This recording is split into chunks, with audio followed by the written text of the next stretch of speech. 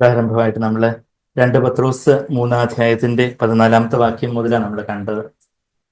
2 പത്രോസ് 3-ാം അധ്യായത്തിന്റെ 14-ാമത്തെ വാക്യത്തിൽ നമ്മൾ എന്താ വായിച്ചേ? പത്രോസ് അപ്പോസ്തലൻ തന്റെ നിര്യാണ കാലത്തിന് തൊട്ട് മുമ്പായിട്ട്, താന് ക്രൂസിൽ തലകീഴായിട്ട് മരിക്കുന്നതിന് തൊട്ട് മുമ്പായിട്ട് എഴുതിയ ആ ലേഖനത്തിന്റെ അവസാനത്തെ അധ്യായത്തിന്റെ ഡിവിഷൻ, ചാപ്റ്റർ ഡിവിഷനൊക്കെ പിന്നീട് ഏതാനും നൂറ്റാണ്ടുകൾക്ക് മുമ്പ് മാത്രമോ ആ ചാപ്റ്റർ ഡിവിഷനൊക്കെ വന്നത്.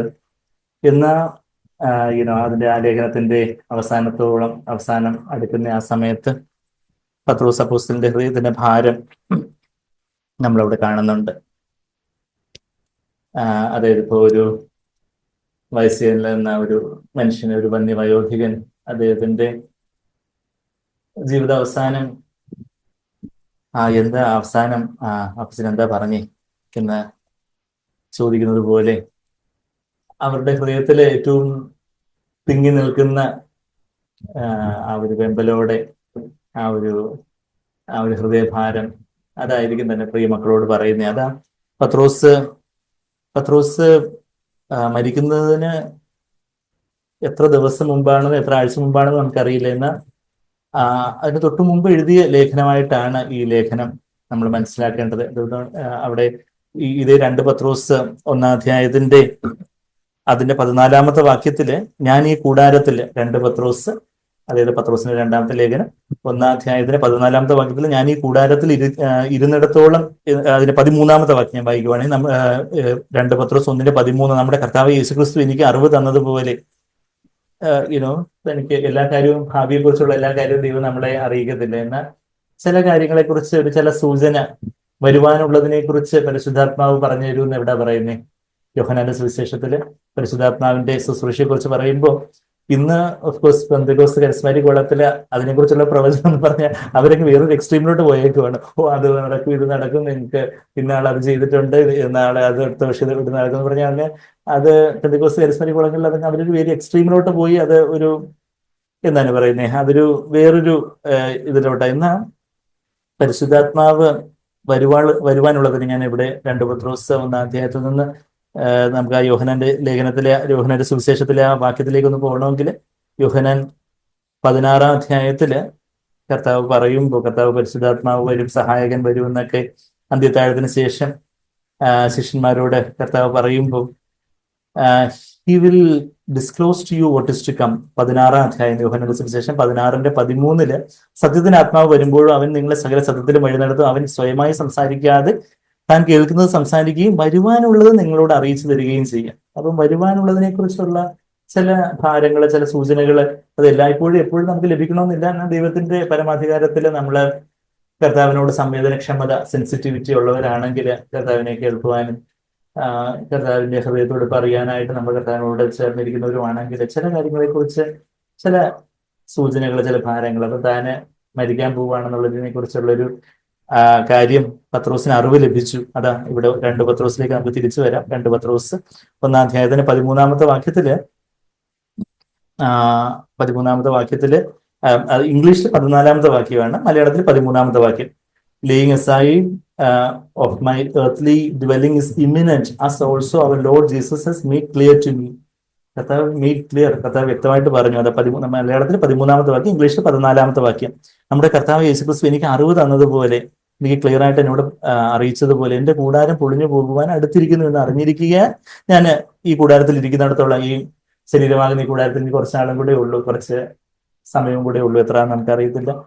നിങ്ങളെ ഓർപ്പിച്ചുണർത്തുന്നത് യുക്തം എന്ന് പറയുകയാണ്. പത്രോസ് ഒരുപക്ഷെ ഏതാനും ദിവസങ്ങൾക്കുള്ളിൽ പത്രോസ് അവിടെ റോമില് തലകീഴായിട്ട് ക്രൂശിക്കപ്പെട്ടു എന്നുള്ള കാര്യം നമ്മൾ ചരിത്രകാരന്മാർ ആ കാര്യമാണ് എഴുതി വെച്ചിരിക്കുന്നത്. പത്രോസിനെ നേരായിട്ട് ക്രൂശിക്കാൻ അവർ തുടങ്ങുമ്പോൾ പത്രോസ് പറഞ്ഞു, എന്റെ അരുമനാഥൻ ഈ ക്രൂശിക്കപ്പെട്ടു, അപ്പൊ ഈ ക്രൂശിൽ അങ്ങനെ ക്രൂശിക്കപ്പെടാൻ എനിക്ക് യോഗ്യതയില്ല, എന്നെ തലകീഴായിട്ട് ക്രൂശിച്ചോളൂ എന്ന് പറഞ്ഞു. അങ്ങനെ തലകീഴായിട്ട് ക്രൂശിക്കപ്പെടാനായിട്ട് തന്നെ ഏൽപ്പിച്ചു കൊടുത്ത ആ ഒരു പത്രോസിന്റെ യേശുവിനോടുള്ള ആ ഒരു മമതയും സ്നേഹവും ഭക്തിയൊക്കെ നമ്മൾ കാണുന്നുണ്ട്. പത്രോസിനെ നമ്മൾ സുവിശേഷങ്ങളൊക്കെ വായിക്കുമ്പോൾ എടുത്തുചാട്ടക്കാരനായിട്ടുള്ള പത്രോസ്, വലിയ വെപ്രാളിയായിട്ടുള്ള പത്രോസ്, വലിയ വീരവാദമൊക്കെ മുഴങ്ങുന്ന പത്രോസ്, എന്നാൽ എത്ര താഴ്മയോടെ നുറുക്കത്തോടെ തന്നെ ജീവിതാന്ത്യത്തില് യേശുവിനെ പോലെ എത്രയധികം ആയിത്തീർന്ന ഒരു പത്രോസിനെ നമ്മളിവിടെ കാണുന്നുണ്ട്. തന്റെ അരുമ മക്കളോട് സ്നേഹോപദേശം നൽകുന്ന ആ ഒരു പത്രോസ് അപ്പച്ചനെ, അപ്പോസ്തലനെ, അങ്ങനെ അപ്പച്ചനെ നൽകുക എന്താണെന്ന് വെച്ചാൽ അതുപോലെ ഒരു പിതാവിന്റെ ഹൃദയത്തോടെ കാര്യങ്ങൾ പറയുന്ന ഈ പത്രോസിനെ നമ്മളിവിടെ കാണുന്നുണ്ട്. ആ പത്രോസ് ഈവൻ പെന്തക്കോസ്ത് നാളിന് ശേഷം തന്നെയും നമ്മള് ഗലാത്യർ 2-ാം അധ്യായത്തിലൊക്കെ വായിക്കുന്നത് പോലെ പത്രോസിന് ചില വീഴ്ചകളൊക്കെ പറ്റി. എന്ന് പറഞ്ഞാല് പത്രോസ് പരിച്ഛേദനയുടെ കാര്യത്തിലൊക്കെ ചില കാര്യത്തിൽ വിട്ടുവീഴ്ച മനോഭാവത്തിലേക്കൊക്കെ ചില കോംപ്രമൈസിലോട്ടൊക്കെ പോകുന്നൊരു രംഗം ഉണ്ടായി എന്ന ജൂനിയർ ആയിട്ടുള്ള പൗലോസ് വന്ന് അത് പബ്ലിക്കായിട്ട് ശാസിച്ച്, പരസ്യമായിട്ട് ശാസിച്ച് തിരുത്തുമ്പോഴൊന്നും അവിടുന്ന് മുറിപ്പെടാതെ വീണ്ടും പത്രോസ് തന്നെ എഴുതി അവസാനിപ്പിക്കുമ്പോഴും പൗലോസിനെ പുകഴ്ത്തിക്കൊണ്ടാണ് പറഞ്ഞ് അവസാനിപ്പിക്കുന്നത്. അതാ നമ്മളിത് 2 പത്രോസ് 3-ാം അധ്യായത്തിലേക്ക് നമ്മൾ തിരിച്ചു വരുമ്പോൾ അവിടെ പത്രോസ് എന്താ പറയുന്നതിന്റെ 15-ാമത്തെ വാക്യം, 2 പത്രോസ് 3:15 എന്ന് പറയുമ്പോൾ പിന്നെ 2-3 സെൻസും കൂടി എഴുതുന്നുള്ളൂ എന്ന് പറഞ്ഞ് അവസാനിപ്പിക്കുമ്പോഴും തന്റെ ഹൃദയത്തില് തന്റെ ജൂനിയർ ആയിട്ടുള്ള പൗലോസിനെ കുറിച്ച് എന്തെങ്കിലും ഒരു നീരസമൊന്നും അല്ല, മറിച്ച് വലിയ മതിപ്പോടാ എഴുതുന്നത്. അതാ 15-ാമത്തെ വാക്യത്തിൽ, അങ്ങനെ തന്നെ നമ്മുടെ പ്രിയ സഹോദരനായ പൗലോസും പ്രിയ സഹോദരനാണ്, ഡിയർ ബ്രദർ പോൾ, പ്രിയ സഹോദരനായ അവർ ബിലവഡ് ബ്രദർ പോൾ, പ്രിയ സഹോദരനായ പൗലോസും തനിക്ക് ലഭിച്ച ജ്ഞാനത്തിന് തക്കവണ്ണം നിങ്ങൾക്ക് ഇതിനെക്കുറിച്ച് സംസാരിക്കുന്ന സകല ലേഖനങ്ങളിൽ എഴുതിയിട്ടുണ്ടല്ലോ. ഈ കർത്താവിന്റെ വരവിനെ കുറിച്ചൊക്കെ സകല ലേഖനങ്ങളിൽ എഴുതിയിട്ടുണ്ടല്ലോ. അവയിൽ ഗ്രഹിക്കുവാൻ പ്രയാസമുള്ള ചിലതുണ്ട്. ചില കാര്യങ്ങളൊക്കെ പൗലോസ് പറയുന്ന കാര്യങ്ങളൊക്കെ ചിലപ്പോൾ പത്രോസിന് തന്നെ ഗ്രഹിക്കാൻ പ്രയാസമുണ്ട്. പത്രോസ് ഒരു മുക്കുവനായിരുന്നു, എന്നാൽ പൗലോസ് വലിയ ആ ഒരു ദൈവ തരത്തിലുള്ള ഒരു ജ്ഞാനവും കാര്യങ്ങളും ഒക്കെ പൗലോസിന് കൊടുത്തിരുന്നു. അപ്പം ചില അവയിൽ ഗ്രഹിക്കാൻ പ്രയാസമുള്ള ചിലതുണ്ട്. അറിവില്ലാത്തവരും അസ്ഥിരമായിട്ടുള്ളവരും 16-ാമത്തെ വാക്യം ശേഷം തിരുവെഴുത്തുകളെ പോലെ. ഇപ്പൊ ശേഷം തിരുവെഴുത്തുകളെ പോലെ എന്ന് പറയുമ്പോൾ പൗലോസിന്റെ ലേഖനങ്ങള് തിരുവെഴുത്തുകളാണെന്ന് പത്രോസ് അപ്പോസ്തലൻ അവിടെ അറ്റസ്റ്റ് ചെയ്ത് പറയുകയാണ്. അപ്പം ശേഷം തിരുവെഴുത്തുകളെ പോലെ അതും തങ്ങളുടെ നാശത്തിനായിട്ട് കൂട്ടിക്കളയുന്നു. എന്നാൽ പ്രിയമുള്ളവരെ എന്ന് പറഞ്ഞ് പിന്നെ 2 സെന്റൻസും കൂടി എഴുതി തന്റെ അവസാനത്തെ വാക്കുകൾ ഉപസംഹരിക്കുന്ന ആ പത്രോസിനെ നമ്മളിവിടെ കാണുന്നു. ആ ഒരു പത്രോസിന്റെ ആ ഒരു പക്വതയും വളർച്ചയും താഴ്മയും ആ ഒരു ഹൃദയത്തിലെ എത്ര സ്വസ്ഥതയോടെ എത്ര സമാധാനത്തോടെ ഈ ഓട്ടം തികച്ച് പോകുന്ന ഒരു പത്രോസിന്റെ സ്വസ്ഥത നമ്മളിവിടെ കാണുന്നു. പത്രോസ് പറയുന്നതും ഇതുപോലെ നിങ്ങളുടെ സ്വസ്ഥതയോടായിരിക്കണം എന്നുള്ള കാര്യം. അപ്പം ചിലരൊക്കെ മരണവെപ്രാളം എന്ന് പറയൂ, ഭയങ്കര വെപ്രാളോ, എന്തെങ്കിലും ആയി പോവോ, അതാവൂ ഇതാവൂ. എന്നാ പത്രോസ് പറയുന്നത് ഞാൻ വളരെ സ്വസ്ഥനായിട്ടിരിക്കുക, നിങ്ങളും ഇതുപോലെ സ്വസ്ഥനായിട്ടിരിക്കണമെന്നാണ് പറഞ്ഞിരിക്കുന്നത്. എന്താ ആ 14-ാമത്തെ ഭാഗത്തില്, be diligent to be found by him in peace, spotless and blameless. മലയാളത്തില് അതിന് 14-ാമത്തെ വാക്യം, ഇംഗ്ലീഷിന് 14-ാമത്തെ വാക്യം. അതുകൊണ്ട് പ്രിയമുള്ളവരെ, നിങ്ങൾ ഇവയ്ക്കായി കാത്തിരിക്കുക, പുതിയ ആകാശത്തിനും പുതിയ ഭൂമിക്കും, അല്ലെങ്കിൽ പുതിയ സ്വർഗത്തിനും പുതിയ ഭൂമിക്കും എന്ന് പറയണം. എന്തുകൊണ്ടെന്നാല് പുതിയ ആകാശം എന്ന് പറയുമ്പോൾ നമ്മുടെ ഈ സ്കൈ അല്ല ഉദ്ദേശിക്കുന്നത്, പുതിയ സ്വർഗം. ഔറാനോസ് എന്ന് പറയുന്ന ഒരു ഗ്രീക്ക് പദം അവിടെ ആകാശമെന്നും ട്രാൻസ്ലേറ്റ് ചെയ്യാം, സ്വർഗമെന്നും ട്രാൻസ്ലേറ്റ് ചെയ്യാം. അപ്പം നമ്മുടെ സത്യവേദ പുസ്തകത്തിൽ പുതിയ ആകാശവും പുതിയ ഭൂമി എന്നാണെങ്കിൽ ഇംഗ്ലീഷിൽ new heavens and the new earth. അപ്പൊ പുതിയ സ്വർഗം, പുതിയൊരു സ്വർഗം. ഇപ്പൊ ഈ കാണുന്ന ഒരു ഭൂമിയല്ല, ഇതെല്ലാം ഇപ്പൊ കാണുന്നതെല്ലാം നമ്മുടെ ഞങ്ങളെ പഠിക്കുന്ന പുതിയ വീടും ഇപ്പൊ നമുക്ക് ഏറ്റവും പ്രഷ്യസ് ആയിട്ട് നമ്മുടെ വലിയ കാറ്, നമ്മുടെ ലാപ്ടോപ്പ്, നമുക്ക് ഇന്ന് ഏറ്റവും നല്ല മൊബൈല്, നമ്മുടെ കീബോർഡ്, അതുപോലുള്ള എല്ലാം എന്ത് അഗ്നിക്കിരയായി പോകുന്നൊരു ദിവസം വരും. കുറച്ച് നാളത്തേക്ക് ഇതെല്ലാം പണിയുന്നത്, അതുവരെ കർത്താവ് വരുന്നത് വരെ 1000 വർഷക്കാലം ഭരണം, അതിനുശേഷമാണ് ഈ പുതിയ ആകാശവും ഭൂമി. 1000 വർഷക്കാലം ഭരണം അത് നമ്മളിപ്പം വെളിപാട് പുസ്തകം പഠിച്ചുകൊണ്ടിരിക്കുന്നത് നമുക്കറിയാം. വെളിപാട് 20-ാം അധ്യായത്തിൽ 1000 വർഷക്കാലം ഭരണത്തെക്കുറിച്ച് 1000 വർഷക്കാലം ഭരണം കഴിഞ്ഞിട്ടാണ്, അവിശ്വാസികളുടെ ന്യായവിധിയും കഴിഞ്ഞിട്ടാണ് ഈ വേണ്ടാത്തവരെല്ലാം നരകത്തിലേക്ക്, അതായത് നരകത്തിലേക്ക് എന്ന് പറയുമ്പോൾ അഗ്നിപ്പൊയ്കയിലേക്ക്, ലേക്ക് ഓഫ് ഫയറിലോട്ട് തള്ളിയിട്ട ശേഷം ആണ് നമ്മൾ വെളിപാട് 20-ന്റെ അവസാനം അത് വായിച്ചിട്ടാണ് 21-ാം അധ്യായം, വെളിപാട് 21-ാം അധ്യായത്തിന്റെ ആദ്യത്തെ വാക്യങ്ങളിൽ പുതിയ ആകാശവും പുതിയ ഭൂമി എന്നുള്ളൊരു കാര്യം നമ്മളിവിടെ വായിക്കുന്നത്. അപ്പൊ ആ പുതിയ ആകാശം അല്ലെങ്കിൽ പുതിയ സ്വർഗവും പുതിയ ഭൂമി, പുതിയ സ്വർഗം, പുതിയ ഭൂമി എന്നുള്ളൊരു കാര്യം നമ്മളിവിടെ കാണുന്നത്. അവിടെ കടലൊന്നും ഇല്ല എന്നുള്ള കാര്യമൊക്കെ നമ്മളിപ്പം വായിച്ചു. ആദ്യം ദൈവം ഭൂമിയെ സൃഷ്ടിക്കുമ്പോൾ കടലിനെ സൃഷ്ടിച്ചായിരുന്നു. ആദിയിൽ ദൈവം ആകാശവും ഭൂമിയും കടലും സൃഷ്ടിച്ചു, അങ്ങനല്ലേ? ഉൽപ്പത്തി 1:1 എന്താ വായിക്കുന്നത്? ആകാശവും ഭൂമിയും കടലും സൃഷ്ടിച്ചെന്നാണ്. ഇത് ആകാശവും ഭൂമിയും സൃഷ്ടിച്ചെന്നേ ഉള്ളൂ. കടല് പിന്നീട് ലൂസിഫർ നമ്മൾ അറിയപ്പെടുന്ന ആ പ്രധാന ദൂതന്റെ വീഴ്ചയ്ക്ക് ശേഷം വന്നതാണ് കടലെന്നാണ് നമ്മൾ മനസ്സിലാക്കേണ്ടത്. അതുകൊണ്ട് നമ്മൾ തിരിച്ചവിടെ വെളിപാട് 21-ലേക്ക് ഒന്ന് പോവുകയാണെങ്കിൽ ഈ പുതിയ ആകാശവും പുതിയ ഭൂമിയും വരുമ്പോൾ അവിടെ കടലില്ല. നമ്മളത് അന്തിമവിജയം പുസ്തകത്തിലെ സാങ്ക്വേർ ആ കാര്യങ്ങളെ കുറിച്ചത് അവിടെ എഴുതുന്നുണ്ട്. നമ്മൾ ആ പോർഷനിലോട്ടൊക്കെ വരുമ്പോൾ നമുക്ക് അത് വായിക്കാം. ഞാൻ ഇവിടെ വെളിപാട് 21 ഒന്ന് വായിക്കുക. ഞാൻ പുതിയ ആകാശവും പുതിയ ഭൂമിയും കണ്ടു, അല്ലെങ്കിൽ പുതിയ സ്വർഗങ്ങളും new heavens and new earth, പുതിയ ആകാശം, പുതിയ സ്വർഗവും പുതിയ ഭൂമിയും കണ്ടു. ഒന്നാമത്തെ ആകാശവും, അതായത് ഒന്നാമത്തെ സ്വർഗവും ഒന്നാമത്തെ ഭൂമിയും ഒഴിഞ്ഞുപോയി, സമുദ്രവും ഇനിയില്ല. There is no longer any sea. അവിടെ സമുദ്രമില്ല. ഇന്ന് ഭൂമിയുടെ എത്ര സമുദ്രമല്ലേ? സോഷ്യൽ സ്റ്റഡീസ് പഠിക്കുന്നതിന് 2/3 സീ ആണ് അല്ലേ? നമ്മുടെ ഭൂമിയുടെ 2/3 ഭാഗവും കടലാണ്. അപ്പം നല്ല സ്പേസ് ഒക്കെ ഇനി കിട്ടും ഭൂമിയിൽ. 2/3 കടലൊക്കെ അങ്ങ് മാറി ഇനിയിപ്പോൾ സമുദ്രമൊന്നുമില്ല. നമ്മളിതിന് ഭൂമിയിലില്ല, നമ്മളവിടെ സ്വർഗത്തിലാണ് ഉള്ളത്. എന്നാൽ പുതിയ ആകാശത്തിനും പുതിയ ഭൂമിയിലും അവിടെ കടലില്ല എന്നുള്ളൊരു കാര്യം നമ്മളവിടെ കാണുന്നു. അപ്പൊ നമ്മൾ ഇങ്ങനെയൊക്കെ ഉള്ള വലിയ കാര്യങ്ങളെ കുറിച്ചൊക്കെ അറിഞ്ഞ് ഇതുപോലൊരു പുതിയ ആകാശത്തിലേക്ക് നമ്മൾ കാത്തിരിക്കുക, പുതിയ സ്വർഗത്തിനായിട്ടും ഭൂമിക്കായിട്ടും നമ്മൾ കാത്തിരിക്കുക എന്നാ പറഞ്ഞത്. നമ്മൾ തിരിച്ച് 2 പത്രോസിലേക്ക് വരാം. 2 പത്രോസിന്റെ അതിന്റെ 9-ാമത്തെ വാക്യം ഞാൻ വായിക്കുക. എന്താ ചിലർ നമ്മൾ ആ സ്വസ്ഥതയെ കുറിച്ച് പറഞ്ഞ് ഞാൻ വരുക. അതായത് 14-ാമത്തെ വാക്യത്തില്, 14-ാമത്തെ ഞാൻ അത് വായിച്ചോട്ടെ. 14-ാമത്തെ വാക്യം 2 പത്രോസ് 3:14. അതുകൊണ്ട് പ്രിയമുള്ളവരെ, നിങ്ങൾ ഇവയ്ക്കായി കാത്തിരിക്കുകയില്ല. ഇവയ്ക്കായി എന്നുള്ള കാര്യം നമ്മൾ ഒന്നുകൂടെ ആ വാക്യങ്ങളിലേക്ക് നമുക്ക് പോകാം. ഞാൻ നിങ്ങളെ കറയും കളങ്കവും ഇല്ലാത്തവരായി അസ്വസ്ഥരായി കാണുവാൻ ഉത്സാഹിച്ചുകൊണ്ടെന്നാണ്. ഇല്ല, ഞങ്ങൾക്ക് ഒരു കറയും ചുളുക്കമൊന്നുമില്ല. ഞങ്ങൾ ഏറ്റവും നീതി പ്രവർത്തിക്കുന്നവരാണ്, ഏറ്റവും ന്യായം, എല്ലാം കൃത്യമായിട്ട് എല്ലാം ചെയ്യുന്ന ആൾക്കാരാണ്, ഒരു തെറ്റുകളൊന്നും ഇല്ല എന്നാൽ ഭയങ്കര സമാധാനമില്ല, സ്വസ്ഥതയില്ല, ഭയങ്കര വെപ്രാളം, ടെൻഷനോ, അത് ഇത്, പരാതി, പെറുപെറുപ്പ്. അപ്പൊ അത് യഥാർത്ഥത്തിലുള്ള നീതിയാണോ? ഇല്ല. കർത്താവിന്റെ പരിശുദ്ധാത്മാവിലുള്ള നീതിയുടെ കൂടെ എന്തൊക്കെയുണ്ട്? സമാധാനമുണ്ട്, സന്തോഷമുണ്ട്. അത് ഞാൻ പറഞ്ഞതാണോ? എവിടെ അത് പറയുന്നത്? എവിടെ? ദൈവത്തിന്റെ നീതിയോടുകൂടി സമാധാനവും സന്തോഷവും ഉണ്ടെന്ന് റോമർക്ക് എഴുതിയ ലേഖനത്തില് നമുക്ക് അങ്ങോട്ടൊന്ന് പോവാം അല്ലെ? റോമർ 14:17. Kingdom of God. What is the kingdom of God? ദൈവരാജ്യം എന്നാൽ ഭക്ഷണവും പാനീയവും ഒന്നും അല്ല. നമ്മുടെ ദൈവരാജ്യം എന്നാൽ ചിക്കൻ ബിരിയാണിയോ മട്ടൻ ബിരിയാണിയോ ഫ്രൂട്ട് സലാഡോ ഫലൂദയോ ഒന്നും അല്ല, അല്ലെങ്കിൽ വലിയ ഡെലിഷ്യസ് ചോക്ലേറ്റോ കാര്യങ്ങളൊന്നും അല്ല. സ്വർഗരാജ്യം എന്നാൽ റോമർ 14:17 എന്താ നമ്മൾ വായിക്കുന്നേ? ദൈവരാജ്യം ഭക്ഷണവും പാനീയവുമല്ല, നീതിയും സമാധാനവും പരിശുദ്ധാത്മാവിൽ സന്തോഷവും അത്രേ.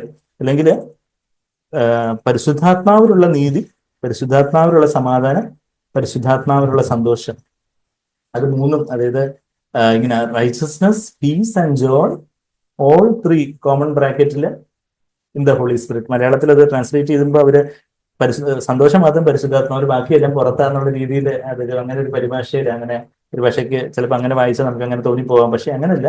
പരിശുദ്ധാത്മാവിലുള്ള നീതി, നമ്മളിപ്പം മത്തായി 5:6 നമ്മൾ ആരംഭമായിട്ടും പറഞ്ഞല്ലോ. നീതിക്ക് വേണ്ടി വിശന്നു ദാഹിക്കുന്നവർ, അവർക്ക് അതൃപ്തി വരുന്നത്. നീതി കർത്താവിന്റെ സ്വഭാവത്തിൽ ആ നീതി ഏറ്റവും വെളിപ്പെട്ടത്.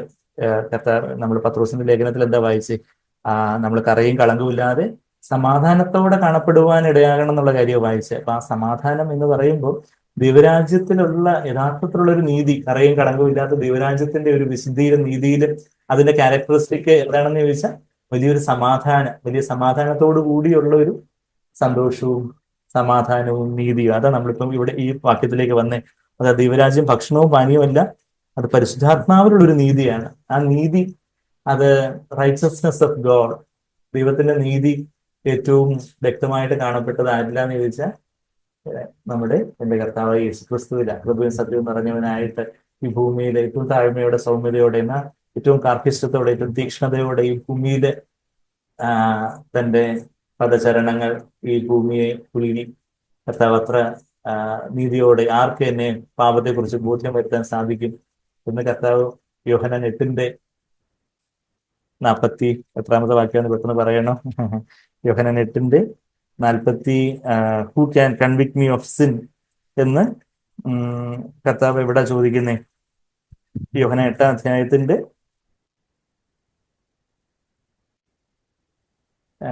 താഴോട്ട് വരുമ്പോ അതെ 46-ാമത്തെ വാക്യം.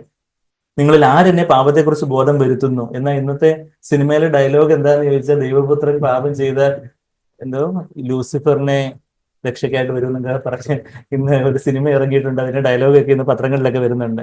ദൈവപുത്രൻ പാപം ചെയ്താൽ എന്നൊക്കെ പറഞ്ഞുകൊണ്ട്. അങ്ങനെ ഇന്ന് സാത്താന്റെ സ്വാധീനത്തിലുള്ള ഒരു സിനിമ പടച്ചു വിടുമ്പോൾ അങ്ങനെയൊക്കെയുള്ള ഡയലോഗൊക്കെയാ അങ്ങനെയുള്ള വലിയ ദൈവദൂഷണമൊക്കെയാ പറയുന്നത്. ഖുറാനിൽ പോലും യേശു പാപം ചെയ്തിട്ടുള്ളതായിട്ട്, ഈസാ നബി പാപം ചെയ്തിട്ടുള്ളതായിട്ട് ഖുറാനിൽ പോലും പറഞ്ഞിട്ടില്ല.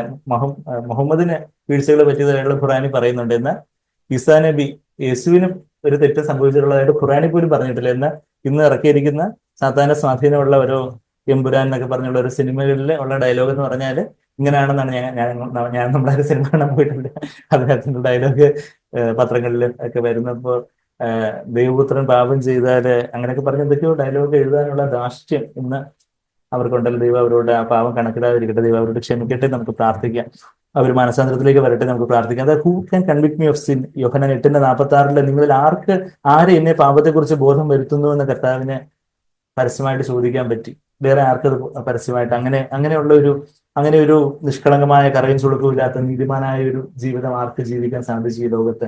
യേശുവിനല്ലാതെ ഒരു വീഴ്ചയും ഒരു പാപവും വീഴ്ചയിട്ടില്ലാതെ നമ്മെപ്പോലെ എല്ലാത്തിലും പരീക്ഷിക്കപ്പെട്ടിട്ടും പാപം ചെയ്യാത്തൊരു കർത്താവ്. എബ്രായർ 4:15 നമ്മളത് വായിക്കുന്നുണ്ട്. അപ്പൊ ആ നീതി, അത് പരിശുദ്ധാത്മാവ് നമുക്ക് തരുന്നൊരു നീതിയാണ്. പരിശുദ്ധാത്മാവിന്റെ ശക്തിയാല നമ്മളുടെ നമ്മൾ രക്ഷിക്കപ്പെടുമ്പോൾ നീതി നമുക്കായിട്ട് കണക്കിടുന്നു. റോമർ 3, 4, 5 അധ്യായങ്ങളിൽ നമ്മൾ ജസ്റ്റിഫിക്കേഷൻ, നീതീകരണം, ദൈവം നമുക്കായിട്ട് കണക്കിടുന്ന നീതിയെ കുറിച്ച് വായിക്കുന്നു. ഇംപ്യൂട്ടഡ് റൈച്ചസ്നെസ് എന്ന ഇമ്പാർട്ടഡ് റൈച്ചസ്നെസ്, സാങ്ക്ടിഫിക്കേഷൻ, ജസ്റ്റിഫിക്കേഷൻ കഴിഞ്ഞിട്ട് സാങ്ക്ടിഫിക്കേഷൻ, നീതീകരണം കഴിഞ്ഞിട്ട് ഓരോ ദിവസവും നമ്മൾ കർത്താവിനെ ആശ്രയിച്ച് ജീവിക്കുമ്പം ഈ പരിശുദ്ധാത്മാവ് യേശുവിന്റെ നീതി എന്നിൽ ഇമ്പാർട്ട് ചെയ്യുന്നു, എന്നിൽ പകരപ്പെടുന്ന നീതി. കണക്കിടുന്ന നീതിയുണ്ട്, പകരപ്പെടുന്ന നീതിയുണ്ട്. ഇംപ്യൂട്ടഡ് റൈച്ചസ്നെസ് ഉണ്ട്, ഇമ്പാർട്ടഡ് റൈച്ചസ്നെസ് ഉണ്ട്. അത് രണ്ടും പരിശുദ്ധാത്മാവിലൂടെ, ദൈവകൃപയിലൂടെ, വിശ്വാസത്താല്, കർത്താവിന്റെ രക്തത്താല് നമുക്ക് ലഭിക്കുന്നതാണ്. അപ്പൊ കർത്താവ്, ഞാൻ ഈ പറഞ്ഞു വരുന്നത് എന്താണെന്ന് വെച്ചാല്, ഈ കർത്താവിന്റെ രണ്ടാമത്തെ വരവിനെ കുറിച്ച് കാത്തിരിക്കുമ്പോൾ നമ്മൾ എങ്ങനെ കാണപ്പെടണമെന്നാണ് നമ്മളിപ്പം വായിച്ചത്. 2 പത്രോസ് 3:14 വാക്യത്തില് നമ്മള് കറയും കളങ്കും ഇല്ലാത്തവരായിരിക്കണം എന്ന സമാധാനത്തോടെ, spotless and blameless in peace, സമാധാനത്തോടെ, സ്വസ്ഥതയോടെ. കഴിഞ്ഞ ആഴ്ച നമ്മൾ ആ സ്വസ്ഥതയെ കുറിച്ചാണല്ലോ പറഞ്ഞത്. കഴിഞ്ഞ ആഴ്ചയാണ്, പിന്നെ ഓർമ്മയില്ല. ഓക്കെ. കഴിഞ്ഞ ആഴ്ച അവിടെ ആലപ്പുഴയായിരുന്നു. അതിന്റെ തൊട്ട് മുമ്പത്തെ ആഴ്ച നമ്മൾ ആ ഒരു സ്വസ്ഥതയിൽ പ്രവേശിക്കുന്നതിനെ കുറിച്ച് പറഞ്ഞിട്ട്, ആ യഥാർത്ഥത്തിൽ ആ സ്വസ്ഥതയിൽ പ്രവേശിച്ചവർക്കാണ് അത് കറയും കളങ്കവും ഇല്ലാതെ അവിടെ കാണപ്പെടാനൊക്കെ ഉള്ളൂ. അതിനായിട്ട് ബി ഡിലിജന്റ്. അവിടെ നമ്മള് എബ്രായർ 4:11 ഈ സ്വസ്ഥതയിൽ പ്രവേശിക്കാനായിട്ട് ഉത്സാഹം കഴിക്കുവിൻ എന്ന് പറയുന്നത് പോലെ തന്നെയാണ് 2 പത്രോസ് 3:14 വാക്യത്തില്, അതുകൊണ്ട് പ്രിയമുള്ളവർ, നിങ്ങൾ ഇവയ്ക്കായി കാത്തിരിക്കിയാൽ അവൻ നിങ്ങളെ, യേശു കർത്താവ് നിങ്ങളെ കറയും കളങ്കവും ഇല്ലാത്തവരായി സമാധാനത്തോടെ കാണുവാനായിട്ട് നിങ്ങൾ വളരെ റിലാക്സ്ഡ് ആയിട്ട് വെറുതെ ചുമ്മാ ഇരുന്നാൽ മതി എന്നല്ല, ഉത്സാഹിച്ചുകൊണ്ട് നമ്മുടെ കർത്താവിന്റെ ദീർഘക്ഷമയെ രക്ഷ എന്ന് വിചാരിക്കും എന്നാ പറയുന്നത്. അപ്പൊ ഞാൻ തിരിച്ചവിടെ റോമർ 14 ഞാൻ വരുക. റോമർ 14:17 നമ്മൾ വായിച്ചു തീർത്തിട്ടുള്ളൂ. ദൈവരാജ്യ ഭക്ഷണവും പാനീയമല്ല, നമുക്ക് ഏറ്റവും ഇഷ്ടമുള്ള ഭക്ഷണപാനീയങ്ങൾ ഏതാണെന്ന് വെച്ചാൽ അവിടെ അത് ആഡ് ചെയ്യുക. അതല്ല ദൈവരാജ്യം. നീതിയും സമാധാനവും. ചിലർക്ക് ബർഗറും പിസ്സയൊക്കെ ആയിരിക്കും, ചിലർക്ക് വേറെ എന്തൊക്കെയാണോ ഡെസേർട്ട് ഐറ്റംസ് ആണോ ഏതാണോ, അതൊന്നും അല്ല ദൈവരാജ്യം. ഇത് കിട്ടുമ്പോൾ എത്ര നല്ല ടേസ്റ്റ് ആയിരുന്നു. എന്നാൽ യഥാർത്ഥത്തിൽ അതിലും വലിയ കാര്യങ്ങളാണ് കർത്താവ് നമുക്കായിട്ട് ഓഫർ ചെയ്യുന്നത്. റോമർ 14:17 ഭക്ഷണവും പാനീയവുമല്ല, നീതിയാണ്. അത് പരിശുദ്ധാത്മാവിലുള്ള നീതി, അങ്ങനെ ട്രാൻസ്ലേറ്റ് ചെയ്യണം. പരിശുദ്ധാത്മാവിലുള്ള നീതി, പരിശുദ്ധാത്മാവിലുള്ള സമാധാനം, പരിശുദ്ധാത്മാവിലുള്ള സന്തോഷം. പരിശുദ്ധാത്മാവിലുള്ള നീതിയും സമാധാനവും സന്തോഷവും അത്രേ എന്ന് ട്രാൻസ്ലേറ്റ് ചെയ്ത് കുറച്ചുകൂടെ അത് വ്യക്തമായിരുന്നു. അങ്ങനെ ഇംഗ്ലീഷിലും ഗ്രീക്കിലും ഒക്കെ നമ്മൾ അതിന്റെ ആ ഒരു സ്ട്രക്ചറാണ് കാണുന്നത്. പരിശുദ്ധാത്മാവിലുള്ളൊരു നീതി, അതായത് തെറ്റായിട്ടുള്ള ചില കാര്യങ്ങൾ ചെയ്യാനായിട്ട്, ചിലപ്പോൾ ഒരു എക്സ്ട്രാ പണം കിട്ടാൻ വേണ്ടി തെറ്റായിട്ടുള്ള ചില കാര്യങ്ങൾ ചെയ്യാനായിട്ടോ, അല്ലെങ്കിൽ ചില കാര്യങ്ങളിൽ ചില വിട്ടുവീഴ്ചയും കോംപ്രമൈസും അങ്ങനെയൊക്കെയുള്ള കാര്യങ്ങൾ. പിന്നെ പാപസംബന്ധമായിട്ടുള്ള പല ജഡമോഹം, കൺമോഹം, ജീവനത്തിന്റെ പ്രതാപം, അങ്ങനെയൊക്കെയുള്ള പല പരീക്ഷണങ്ങളിലൊക്കെ നമ്മൾ കർത്താവിന്റെ സ്വഭാവത്തിന് നിരക്കാത്തതായിട്ടുള്ള പല കാര്യങ്ങൾ ചെയ്യുവാനോ ചിന്തിക്കുവാനോ അങ്ങനെയുള്ള മനോഭാവം വെച്ച് പുലർത്താനോ ഒക്കെയുള്ള ആ ഒരു പരീക്ഷണങ്ങളുടെ മുമ്പില് കർത്താവിന്റെ സ്വഭാവത്തിന് ചേരാത്തതായിട്ടുള്ള ചില ക്ഷമിക്കാൻ പറ്റാത്ത മനോഭാവം, ചില അസൂയ, ചില പിണക്കം, ചില മത്സരം, ചില അങ്ങനെയൊക്കെയുള്ള നമ്മുടെ പ്രായോഗിക ജീവിതത്തിൽ ചിലപ്പോൾ നമ്മളുടെ ജീവിത പങ്കാളിയോട് തന്നെ ആയിരിക്കാം, നമ്മുടെ ഹസ്ബൻഡിനോട്, നമ്മുടെ വൈഫിനോട് നമുക്കൊരു ദേഷ്യം, ഇറിറ്റേഷൻ, എന്തായാലും ഇത്രയൊക്കെ ആയിട്ട് ഇങ്ങനെയാണല്ലോ എന്നോട് പറഞ്ഞ, അല്ലെങ്കിൽ ഇങ്ങനെയാണല്ലോ അങ്ങനെ ചെയ്ത് കൂട്ടി, അല്ലെങ്കിൽ മക്കളോടായിരിക്കും, അല്ലെങ്കിൽ ചിലപ്പോൾ അപ്പനമ്മമാരോടായിരിക്കും, അല്ലെങ്കിൽ ചിലപ്പോൾ നമ്മുടെ സഹപ്രവർത്തകരോടായിരിക്കും, ചിലപ്പോൾ സഭയിലെ സൗരങ്ങളോടായിരിക്കും. അങ്ങനെയൊക്കെയുള്ള പലതരത്തിലുള്ള കർത്താവിന്റെ സ്വഭാവത്തിന് ചേരാത്തതായിട്ടുള്ള പല കാര്യങ്ങൾ വരുമ്പോൾ അവിടെ അതിന് ജീവനുള്ള യാഗമായിട്ട് സമർപ്പിച്ച്, കർത്താവേ എനിക്ക് പരിശുദ്ധാത്മാവിലുള്ളൊരു നീതി വേണം, ഞാൻ ദൈവരാജ്യത്തിനായിട്ട് കാത്തിരിക്കുന്നവനാണ്. ദൈവരാജ്യം ഇന്ന് തന്നെ രക്ഷിക്കപ്പെടുമ്പോൾ നിന്റെ തുടങ്ങിയിരിക്കുന്നു. ആ ദൈവരാജ്യത്തിന്റെ പൂർണ്ണതയ്ക്കായിട്ട് കാത്തിരിക്കുന്നതിനെ കുറിച്ചാണ് പത്രോസ് അവിടെ എഴുതിയിരിക്കുന്നത്. അപ്പം പരിശുദ്ധാത്മാവിനോടൊരു നീതി വേണം, പരിശുദ്ധാത്മാവിനോടൊരു സമാധാനം. ഇതൊക്കെ പാലം കുലുങ്ങിയാലും കേളം കുലുങ്ങിയില്ലെന്ന് അത് യഥാർത്ഥത്തിലാണ് പഴമൊഴി പറയുന്നത് എനിക്കറിയത്തില്ലെങ്കിലും നമ്മളുടെ ചുറ്റും എല്ലാം കുലുങ്ങിയാലും ഒരു സ്വസ്ഥത, ഒരു സമാധാനം. ചിലർ ഭയങ്കര ദേഷ്യത്തോടെ ഇന്ന് ഞങ്ങൾ ഇങ്ങോട്ട് വണ്ടി എടുത്ത് ഇങ്ങോട്ട് വരുമ്പോ ടൂ വീലർ കുറച്ചങ്ങ് സൈഡിൽ വരുമ്പോൾ ഒരു ഹോൺ അടിച്ചു. അപ്പോഴത്തേക്ക് ഇങ്ങനെ വലിയ ദേഷ്യത്തോടെ ഇങ്ങനെ തിരിച്ചു നോക്കി. ഞാൻ ഒരു പുഞ്ചിരിയോടെ പുഞ്ചിരിച്ചുകൊണ്ട് അങ്ങ് വന്നു.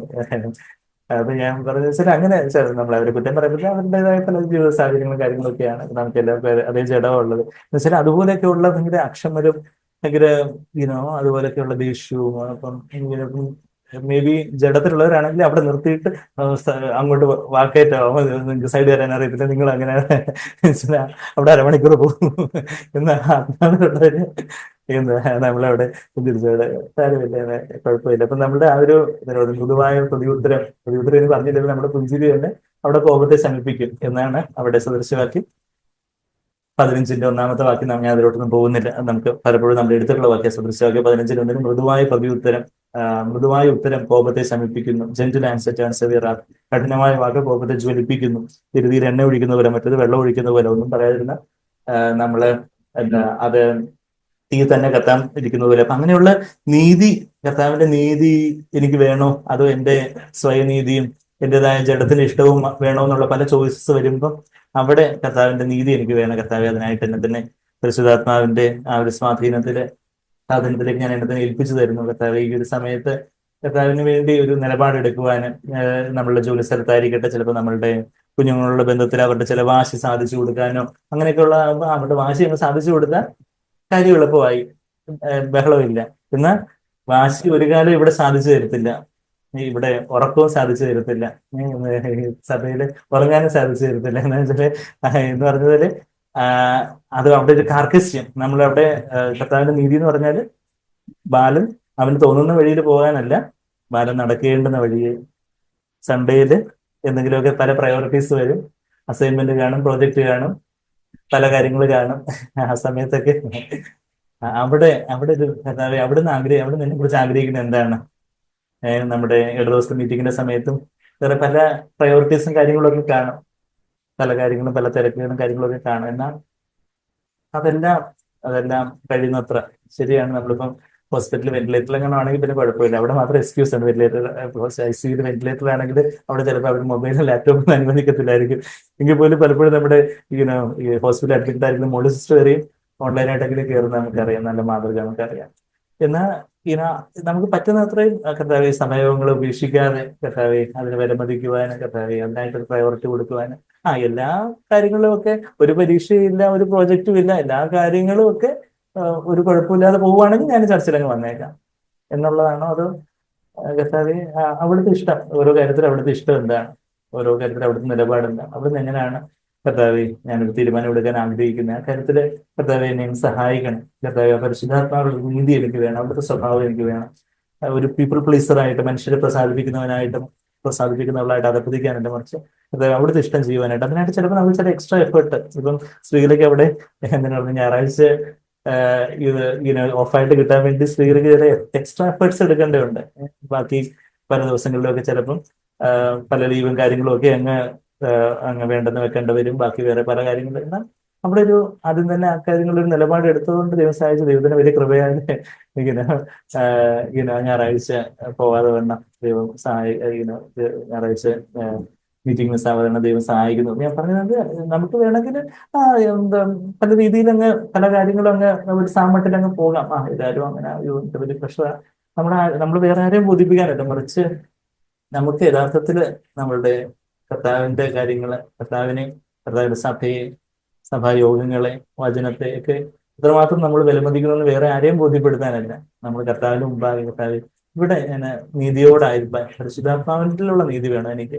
കർത്താവ് അതിനായിട്ട് എന്നെ സഹായിക്കണം. കർത്താവ് എനിക്ക് ശക്തിയില്ല, പക്ഷെ കർത്താവ് ആ സമയത്ത് വേണ്ടുന്ന ഒരു കാര്യം പറയാൻ, അതിനായിട്ടുള്ള നിലപാടെടുക്കാൻ എനിക്ക് എന്റെ നാക്കിന്റെ കെട്ടങ്ങ് മാറ്റി തരണേ കാര്യം. അവിടുന്ന് എന്നെ സഹായിക്കണം. ഞാൻ വീണു പോയിട്ടുണ്ട്. നമ്മൾ ആരും നിരാശപ്പെടുത്താനോ കല്ലെറിയാനോ അല്ല ഇത് പറയുന്നത്, മറിച്ച് നമ്മൾ മാനസാന്തരപ്പെടാനും കർത്താവെ എന്നോട് ക്ഷമിക്കണം എനിക്ക് വേണ്ടുന്ന വണ്ണം അങ്ങേക്കായിട്ട് ചില കാര്യങ്ങളിൽ ഒരു സ്റ്റാൻഡ് എടുക്കാൻ പറ്റിയില്ല. ചില കാര്യങ്ങൾ ബാക്കിയുള്ളവരൊക്കെ പരദൂഷണം പറയുമ്പോൾ ഞാനും അങ്ങ് പരദൂഷണം പറയാൻ പോയി. അല്ലെങ്കിൽ ബാക്കി കാര്യങ്ങളൊക്കെ ടൈം വേസ്റ്റ് ചെയ്യുന്ന സമയത്ത് ഞാൻ ടൈം വേസ്റ്റ് ചെയ്തു. അല്ലെങ്കിൽ വേറെ പല കാര്യങ്ങളും വേണ്ടാത്ത കാര്യങ്ങളും മൊബൈലിലും ടിവിയിലും ഒക്കെ കണ്ടുകൊണ്ടിരുന്നു. അല്ലെങ്കിൽ വേണ്ടാത്ത പത്രവാർത്തകളോ അങ്ങനെയൊക്കെയുള്ള വേറെ പല കാര്യങ്ങളിലൊക്കെ ഞാൻ വേണ്ടാത്ത സമയം ചെലവഴിച്ചു. അവിടൊക്കെ ഒരു യഥാർത്ഥത്തിലുള്ള ഒരു മാനസാന്തര കർത്താവേ, അങ്ങനെ കറയും ചുളുക്കവും നമ്മളതാ 2 പത്രോസിന് വായിച്ചു. ഇവിടെ ഒരു നമ്മൾ റോമർ 14 17 ചിന്തിക്കുമ്പോൾ തന്നെ 2 പത്രോസിന്റെ കാര്യം നമ്മൾ പറഞ്ഞു വരുന്നത് സ്പോട്ട്ലെസ് ആൻഡ് ബ്ലെയിംലെസ്, കറയും കളങ്കവും ഇല്ലാത്തവരായ സമാധാനത്തോടെ. എന്തെങ്കിലുമൊക്കെ കറയും കളങ്കവും ഒക്കെ പെടാനായിട്ടുള്ള ലോകത്തിന്റെ പല വശീകരണ ശക്തികൾ ഇങ്ങനെ വരുന്നുണ്ട്. അവിടെ കർത്താവേ എന്നോട് ക്ഷമിക്കണം കർത്താവേ, അങ്ങനെ വീണുപോയി. അവിടെ ന്യായീകരണമില്ലാതെ, ചോദ്യം ചെയ്യാതെ വാങ്ങി പാനം ചെയ്യുക എന്ന് പറഞ്ഞത് ഒരു ന്യായീകരണമൊന്നുമില്ലാതെ കർത്താവേ, ശരി എന്റെ കുഴപ്പം കർത്താവേ, ഞാൻ എന്നെ സഹായിക്കണേ എന്നുള്ളൊരു മനസാന്തരം നമുക്കിടെ. അല്ല അത് അങ്ങനല്ല, ഇതിങ്ങനെയാണ്, ന്യായീകരണം വിശദീകരണം. നമ്മളെ ജേക്കബ് അപ്പോളജി കുറിച്ച് ജേക്കബ് എന്ന് പറയുന്നതല്ലേ, ന്യായീകരണം വിശദീകരണം, ന്യായീകരണം വിശദീകരണം, വിശദീകരണം വിശദീകരണം, ന്യായീകരണം വിശദീകരണം, വിശദീകരണം ന്യായീകരണം, ആക്ഷേപിച്ചു എന്ന് പറയുന്നത് പോലെയുള്ള ക്ഷമയില്ല. മറിച്ച് കർത്താവേ, എന്റെ കുഴപ്പമാണ്, എന്റെ തെറ്റാണ്, എന്നോട് ക്ഷമിക്കണേ കർത്താവേ, എനിക്ക് കർത്താവേ അതിനായിട്ടുള്ളൊരു ആർജവം തരണം, അതിനായിട്ടുള്ള ഉത്സാഹം തരണം. ഓരോ കാര്യത്തിൽ കർത്താവേ അങ്ങേ വിഷമിപ്പിക്കാതെ അങ്ങേ മഹത്വപ്പെടുത്തുക, എന്നെ സഹായിക്കണം. അവിടെ ആ ഒരു നീതി, അതെ, ആ നീതിക്ക് വേണ്ടി നമ്മൾ വിശന്ന് ദാഹിക്കുകയാണെങ്കിൽ കർത്താവ് നമുക്ക് തൃപ്തി വരുത്തും. പരിശുദ്ധാത്മാവിലുള്ള നീതിയുണ്ട്. ഇത് നമ്മൾ റോമർ 14-17 എന്താ വായിക്കുന്നത്? പരിശുദ്ധാത്മാവിലുള്ള ഒരു സമാധാനമുണ്ട്. എന്തൊക്കെ നടന്നാലും ഒരു സമാധാനം, സ്വസ്ഥത, പരിശുദ്ധാത്മാവിലുള്ള ഒരു സന്തോഷമുണ്ട്. യഥാർത്ഥത്തിലുള്ള നീതി. പരീശന്മാർക്ക് ഒരു നീതി ഉണ്ടായിരുന്നു, എന്നാൽ അവർക്ക് സമാധാനമില്ലായിരുന്നു, സന്തോഷമില്ലായിരുന്നു. അവർക്ക് ഭയങ്കര കയ്പും പിറുപിറുപ്പും ബഹളവും, അവർക്ക് വിധിക്കുന്ന മനോഭാവവും ഭയങ്കര സ്ട്രെസ്സും ടെൻഷനും ഒക്കെ ആയിരുന്നു. എന്നാൽ യേശുവിന് നീതി ഉണ്ടായിരുന്നു, അതിലും മേലെയുള്ള വലിയ സ്വർഗത്തിന്റെ നീതി. എന്നാൽ കർത്താവ് ആനന്ദ തൈലത്താൽ അഭിഷിക്തനായിട്ട് ഈ ഭൂമിയിൽ നടന്നു. അവിടെ വലിയ സന്തോഷം ഉണ്ടായിരുന്നു, വലിയ സമാധാനം ഉണ്ടായിരുന്നു. ആരോടും ഒരു അസ്വസ്ഥതയോ കയ്പോ നെടുവീർപ്പോ കാര്യങ്ങളൊന്നും ഇല്ലാതെ വലിയ സമാധാനത്തോടെ നമുക്ക് തിരിച്ച് 2 പത്രോസിലേക്ക് വരാം. 2 പത്രോസ് 3:14 നമ്മളിപ്പം വായിച്ച. അതുകൊണ്ട് പ്രിയമുള്ളവരെ, നിങ്ങൾ ഇവയ്ക്കായി കാത്തിരിക്കിയാൽ, ഇവയ്ക്കായി എന്നുള്ള കാര്യം നമുക്ക് തൊട്ട് മുമ്പിലത്തെ വാക്യത്തിലോട്ട് പോവാം. ഇവയ്ക്കായി കാത്തിരിക്കിയാൽ ഞാൻ നിങ്ങളെ കറയും കളങ്കവും ഇല്ലാത്തവരായി അസ്വസ്ഥരായി കാണുവാൻ നല്ല സമാധാനത്തോടെ സ്വസ്ഥതയോടെ നിങ്ങളെ സ്വസ്ഥതയോടെ കാണുവാനായിട്ട് നിങ്ങൾ അങ്ങ് വെറുതെ അങ്ങ് സാമട്ടിലും ഇരുന്ന സ്വസ്ഥതയോടെ കാണത്തില്ല. പല കാര്യങ്ങളും നമ്മൾ അസ്വസ്ഥപ്പെടുത്താൻ കാണുന്ന. അതിനായിട്ട് ഉത്സാഹിച്ചുകൊണ്ട് നമ്മുടെ കർത്താവിന്റെ ദീർഘക്ഷമയെ രക്ഷ എന്ന് വിചാരിക്കും. ദീർഘക്ഷമ ഈക്വൽസ് കർത്താവിന്റെ ദീർഘക്ഷമ ഈക്വൽസ് അവർ രക്ഷ. His patience equals our salvation. അതായത് ഈ സ്ട്രോക്ക് വരുമ്പോ എന്താ പറയുന്നത്? ടൈം ഈസ് ബ്രെയിൻ എന്ന് പറയും. എന്ന് പറഞ്ഞാല് എന്താ, സമയം പോകുന്തോറും ബ്രെയിൻ അത്രയും ഡാമേജ് ആയിക്കൊണ്ടിരിക്കും എന്ന് പറയും. എത്രയും പെട്ടെന്ന് ഫെസിലിറ്റിയുള്ള ഹോസ്പിറ്റലിലോട്ട് എത്തിച്ചില്ലെങ്കിൽ അത്രയും ബ്രെയിന്റെ ഭാഗം, സ്ട്രോക്ക് വന്നു കഴിഞ്ഞാൽ അത്രയും ബ്രെയിന്റെ ഭാഗം ഡാമേജ് ആയി. Time is brain. അപ്പൊ ടൈം പോകുന്തോറും നമ്മുടെ തലച്ചോറ് പോയി എന്നുള്ളതാണ്. എന്ന് പറയുന്നത് പോലെ his patience is a salvation. കർത്താവ് ദീർഘക്ഷമയോടെ ഇരിക്കുന്നത് നമ്മുടെ രക്ഷയാണ്. കർത്താവ് നേരത്തെ വന്നായിരുന്നെങ്കിൽ, കർത്താവ് ഒരു 25.5 വർഷം മുമ്പ് വന്നായിരുന്നെങ്കിൽ ഞാൻ ഇത് നരകത്തിലോട്ട് പോയിരുന്നെന്ന് വെച്ചാൽ 25.5 വർഷം മുമ്പാണ് ഞാൻ രക്ഷിക്കപ്പെട്ടെ. കർത്താവിന്റെ ദീർഘക്ഷമ. അയ്യോ കർത്താവേ നന്ദി, അവിടുന്ന് കുറച്ചുകൂടെ എനിക്ക് വേണ്ടി കർത്താവ് എന്നോട് വെയിറ്റ് ചെയ്തല്ലോ. വലിയ VIP വരുന്നു, അപ്പം VIP കാര്യങ്ങൾക്ക് വേണ്ടി വെയിറ്റ് ചെയ്യും. എന്നാൽ കർത്താവ് വരാനായിട്ട് കർത്താവ് നമ്മള് മാനസാന്തരപ്പെടാൻ മാത്രമല്ല, നമ്മള് ശിഷ്യത്വ ജീവിതത്തിലേക്ക് വരാൻ. ചിലപ്പം കർത്താവ് ഇപ്പൊ അങ്ങ് വന്നു കഴിഞ്ഞാൽ നമുക്ക് 100 ഫലമായിരിക്കും ഉണ്ടായിരിക്കുന്നത്. ചിലപ്പം വല്ല 60-30 ഒക്കെ കഷ്ടിച്ചായിരിക്കും. അപ്പൊ അതുകൊണ്ട് കർത്താവ് ദീർഘക്ഷമ നമ്മുടെ രക്ഷ എന്ന് പറയുമ്പോൾ ആത്മാവിന്റെ രക്ഷ മാത്രമല്ല, നമ്മുടെ ദേഹിയുടെ രക്ഷ. ദേഹത്തിന്റെ രക്ഷ പിന്നെ ഓട്ടോമാറ്റിക്കലി നടന്നുണ്ട്, നമ്മളൊന്നും ചെയ്യേണ്ട. രക്ഷിക്കപ്പെട്ടവരാണെങ്കിൽ ദേഹത്തിന്റെ രക്ഷ, പുനരുദ്ധാന ശരീരം കിട്ടിക്കോളും. എന്നാൽ ആത്മാവിന്റെ രക്ഷ നടന്നു കഴിഞ്ഞു, നമ്മൾ രക്ഷിക്കപ്പെട്ടു. എന്നാൽ ദേഹിയുടെ രക്ഷ, നമ്മളുടെ ചിന്തകളും നമ്മളുടെ തീരുമാനങ്ങളും നമ്മളുടെ വികാരങ്ങളും എല്ലാം യേശുവിന്റെ ചിന്തകളായിട്ട്, യേശുവിന്റെ തീരുമാനങ്ങളായിട്ട്, യേശുവിന്റെ വികാരങ്ങളായിട്ട് മാറേണ്ടതായിട്ടുണ്ട്. ക്രിസ്തുവിന് മനസ്സുള്ളവരായി തീരേണ്ടതായിട്ടുണ്ട്. ഒരു നൂറുമേനി ഫലം. കർത്താവ് നമുക്ക് നൂറുമേനി ഫലം എന്ന് പറഞ്ഞാൽ നമുക്ക് നമ്മളത് പെർഫെക്റ്റ് ആവും എന്നുള്ളതല്ല, മറിച്ച് നമുക്ക് തന്ന വിളിച്ചതൊത്തവണ്ണം നമ്മൾ പരിപൂർണമായിട്ട് കർത്താവിന് വിധേയപ്പെട്ട് എന്തെങ്കിലും വീഴ്ച വന്നാൽ തന്നെ പെട്ടെന്ന് തന്നെ മനസ്സാന്തരപ്പെട്ട ഒരു നല്ല മനസാക്ഷിയോടെ മുമ്പാകെ കാണപ്പെടുന്ന ഒരു നൂറുമേനി ഫലം കായ്ക്കണമെന്ന് കർത്താവ് ആഗ്രഹിക്കുന്നത്. ടൈം ഈസ് ബ്രെയിൻ എന്ന് പറയുന്നത് പോലെ സമയം പോകുന്തോറും സ്ട്രോക്ക് ഉണ്ടായ ആളുടെ ബ്രെയിൻ ഡാമേജ് ആയി പോകുന്നു പറഞ്ഞതുപോലെ കർത്താവിന്റെ ദീർഘക്ഷമ എന്റെ രക്ഷയാണ്. കർത്താവ് ദീർഘക്ഷമ കാണിക്കുന്നത് കർത്താവ് എനിക്ക് അധികമായിട്ട് രക്ഷയെ പ്രവർത്തിച്ചെടുക്കുന്ന, to work out my salvation with fear and trembling. ഭയത്തോടും വിറയലോടും കൂടി രക്ഷയെ പ്രവർത്തിച്ചെടുക്കുന്നതാണ്, രക്ഷയ്ക്കായി പ്രവർത്തിക്കുന്നതാണ് ഫിലിപ്പിയർ 2:12 വാക്യത്തിൽ നമ്മൾ വായിക്കുന്നത്. അപ്പം ഇവിടെ നമ്മൾ എന്താ വായിക്കുന്നേ? അതുകൊണ്ട് അവിടുത്തെ ദീർഘക്ഷമയെ എന്തായിട്ട് എണ്ണണമെന്നാ പറയുന്നേ?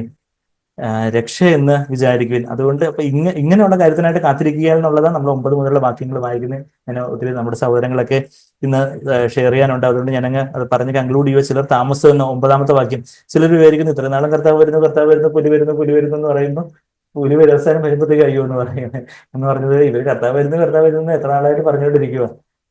30 AD മുതല് കർത്താവ് പിന്നെ സ്വർഗാരോഹണം ചെയ്ത് 30 AD ചരിത്രത്തിൽ നമ്മൾ മനസ്സിലാക്കുന്നത്. ഇപ്പൊ 2025 AD ആയി, അതായത് 2000 വർഷം ആയില്ല, 1995 വർഷം ആയി.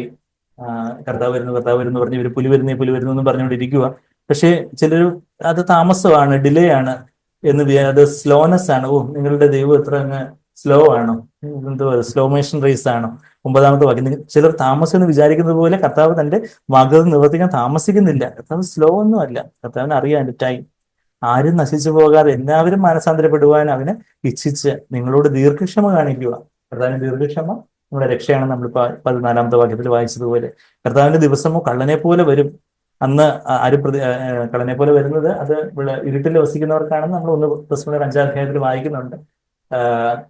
അപ്പൊ ഇരുട്ടിൽ വസിക്കുന്നവര് പ്രതീക്ഷിക്കാത്ത സമയത്തായിരിക്കും കർത്താവ് വരുന്നത്. നമുക്ക് നാളെ നാഴിക അറിയത്തില്ല, എന്നാൽ കർത്താവ് വരാൻ അടുത്തിരിക്കുന്നു എന്നുള്ള കാര്യം നമുക്കറിയാം. മണവാളനായിട്ട് നമ്മൾ ഒരുങ്ങിക്കൊണ്ടിരിക്കുക. അപ്പൊ അത് കള്ളനെ പോലെ വരും. അന്ന് ആകാശം കൊടുമുഴക്കത്തോടും ഒഴിഞ്ഞു പോകും. ഈ ആകാശമൊക്കെ അങ്ങ് ഒഴിഞ്ഞു പോകും. മൂലപദാർത്ഥങ്ങൾ കത്തിയഴുകയും ഭൂമി അതിലുള്ള പണികളൊക്കെ വെന്തുപോവുകയൊക്കെ ചെയ്യും. എല്ലാ പണികളും നമ്മളുടെ എല്ലാ വീടാവട്ടെ, നമ്മളുടെ കാറാകട്ടെ, നമ്മളുടെ ഇലവെടുപ്പായിട്ട് കരുതുന്ന എല്ലാ കാര്യങ്ങളും ഒക്കെ അപ്പോഴൊന്നും പിന്നെ അതിനൊന്നും വിലയൊന്നും ഇല്ല. പിന്നെ നമുക്ക് പുതിയ സ്വർഗവും പുതിയ ഭൂമിയാണ് ഉള്ളത്. അപ്പൊ എല്ലാം അഗ്നിക്ക് ഇരയാകുന്ന ഒരു നാള് വരും. എല്ലാം വെള്ളത്തിനടിയിലായ ഒരു നാള് നോഹയുടെ കാലത്ത് വന്നു. എന്നാൽ പിന്നെ കർത്താവ് പറഞ്ഞു വെള്ളം കൊണ്ട് നശിപ്പിക്കില്ലെന്ന് പറഞ്ഞു. അപ്പം വെള്ളം കൊണ്ട് നശിപ്പിക്കില്ലെന്ന് പറഞ്ഞു. ഇപ്പം അഗ്നി കൊണ്ടാണ് കർത്താവ് ഇതെല്ലാം നശിപ്പിക്കാൻ പോകുന്നത്. ഇപ്പോഴൊന്നും അല്ല, കർത്താവ് ഉടനെ വരും, വന്ന് 1000 വർഷക്കാലം ഭരണത്തിന് ശേഷം. അപ്പൊ അങ്ങനെ ഒരു മൂലപദാർത്ഥങ്ങളൊക്കെ അതിന്റെ എലമെന്റ്സും എല്ലാം ഇന്റൻസ് ഹീറ്റില് elements will melt with intense heat എന്നൊക്കെയാണ് വായിക്കുന്നത്. 13-ാമത്തെ വാക്യം, എന്നാൽ നാം അവന്റെ വാഗ്ദത്ത പ്രകാരം നീതി വസിക്കുന്ന, അവിടെയും നീതി വസിക്കുന്ന, റൈച്ചസ്നെസ് ഡ്വെൽസ്, കർത്താവിന്റെ യഥാർത്ഥത്തിലുള്ള നീതി അന്ന് വെളിപ്പെടുന്നു. ഇന്ന് നമ്മളിലൂടെ ആ നീതി വെളിപ്പെടണമെന്ന് കർത്താവ് ആഗ്രഹിക്കുന്നു. നീതി വസിക്കുന്ന പുതിയ ആകാശത്തിനും അല്ലെങ്കിൽ പുതിയ സ്വർഗത്തിനും പുതിയ ഭൂമിക്കായിട്ട് നാം കാത്തിരിക്കുന്നു. അതുകൊണ്ട് പ്രിയമുള്ളവരെ, ഇവയ്ക്കായി കാത്തിരിക്കുകയാൽ, അവിടെ 2 വാക്യത്തിൽ ഒരു വാക്ക് നമ്മൾ വായിച്ചു, എന്താ? കാത്തിരിക്കുകയാൽ എന്നുള്ളൊരു വാക്ക് നമ്മൾ വായിച്ചു. പിന്നീടും ഈ പോർഷൻ നമ്മൾ വായിക്കുകയാണെങ്കിൽ അതിന്റെ 11-ാമത്തെ വാക്യം, 13-ാമത്തെ വാക്യം, 14-ാമത്തെ വാക്യത്തിൽ കോമൺ ആയിട്ടൊരു വാക്കുണ്ട്, എന്താ? കാത്തിരിക്കുന്നു. Look for. 11-ാമത്തെ വാക്യത്തില് ദൈവദിവസത്തിന് വരവ് കാത്തിരുന്നു. 13-ാമത്തെ വാക്യത്തിൽ പുതിയ ഭൂമിക്കായിട്ട് കാത്തിരിക്കുന്നു. 14-ാമത്തെ വാക്യത്തിൽ ഇവയ്ക്കായി കാത്തിരിക്കുക. ലുക്ക് ഫോർ, പ്രോസ്ഡൊക്കാവോ എന്ന് പറഞ്ഞാൽ എന്താ? Expect, wait for, look for. കാത്തിരിക്കുന്നതിന്റെ ഒരു കാര്യം പത്രോസ് തന്റെ ജീവിതത്തിന് അവസാന ഒരു ദിവസങ്ങളിൽ എഴുതി ആ ലേഖനം മുഴുമിപ്പിക്കുമ്പോൾ ആ ഒരു കാത്തിരിക്കുന്ന ഒരു മനോഭാവം, കർത്താവിന്റെ ദിവസത്തിനായിട്ട്, കർത്താവിന്റെ രാജ്യത്തിനായിട്ട്, ഇവയ്ക്കായിട്ട് നമ്മൾ കാത്തിരിക്കുന്നു. വി ആർ ലുക്കിംഗ് ഫോർ, ഈ പുതിയ ആകാശത്തിനായിട്ടും പുതിയ ഭൂമിക്കായിട്ടും, പുതിയ സ്വർഗത്തിനായിട്ടും പുതിയ ഭൂമിക്കായിട്ടും ഒക്കെ നമ്മൾ കാത്തിരിക്കുന്നു. കർത്താവിന്റെ ദിവസത്തിനായിട്ട് നമ്മൾ കാത്തിരിക്കുന്നത് കൊണ്ട് നമ്മള് എത്ര വിശുദ്ധിയോടെ, അതിന്റെ 11-ാമത്തെ വാക്യത്തില് ഇങ്ങനെ ഇവയൊക്കെയും അഴിയുവാനുള്ളതായിരിക്കാൻ, ആകാശം ചുട്ടഴിയുവാനും മൂലപദാർത്ഥങ്ങൾ വെന്തിരിയാനും ഉള്ള ദൈവദിവസത്തിന്റെ കാത്തിരുന്നും ബന്ധപ്പെടുത്തിയും കൊണ്ട് 12-ാമത്തെ വാക്യത്തില് മലയാളത്തില്, ഇംഗ്ലീഷില് അതിന്റെ 11-ാമത്തെ വാക്യത്തിൽ നിങ്ങൾ എത്ര വിശുദ്ധ ജീവനവും ഭക്തിയും ഉള്ളവരായിരിക്കണം, എന്നാൽ നാം അതിന്റെ വാക്യത്തെ പ്രകാരം നീതി വസിക്കണം. അതാ, എത്ര വിശുദ്ധ ജീവനവും ഭക്തിയും ഉള്ളവരായിരിക്കണം, എത്ര holiness and godly contact, holy contact and godliness. ആ ഒരു നമ്മളെ കാണുന്നവർക്ക് ആ ഒരു കർത്താവിന്റെ സ്വഭാവം മറ്റുള്ളവർക്ക് കാണുവാനൊക്കെ വേണം.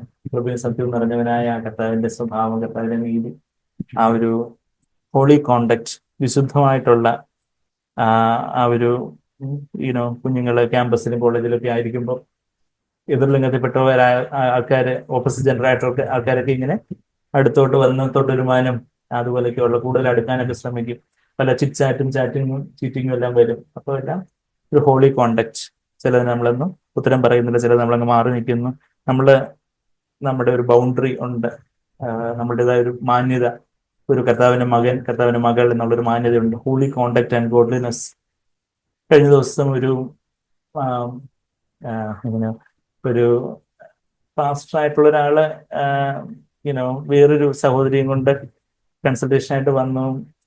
പറയുമ്പോഴൊക്കെ പാസ്റ്റർ ഇങ്ങനെ ആ സഹോദരിയുടെ ഇങ്ങനെ തോളത്ത് തട്ടുന്നു, കൈ ഇങ്ങനെ ഭയങ്കര ആശ്വസിപ്പിക്കുന്നുണ്ട്. പക്ഷെ എനിക്ക് വല്ലാതെ ഓക്വേർഡായിട്ട് തോന്നി.